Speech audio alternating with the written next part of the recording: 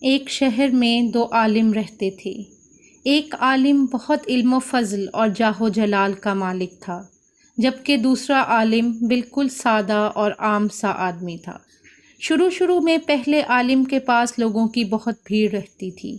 لوگ اپنے لیے دعائیں کروانے اور اپنے مسائل کا حل معلوم کرنے اس کے پاس آیا کرتے تھے۔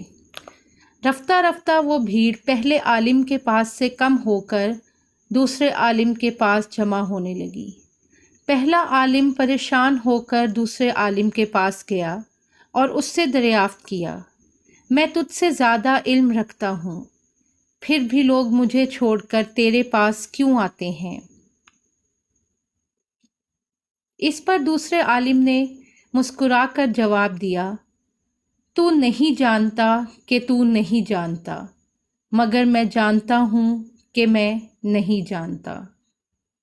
کسی کے پاس علم کل نہیں، ہر کوئی لا علم ہے، سوائے اس علم کے جو اللہ نے اسے عطا فرمایا ہے، اس میں ہماری کوئی قدرت نہیں۔ جس علم میں غرور کی آمیزش آ جائے وہ لا علمی سے بدتر ہے۔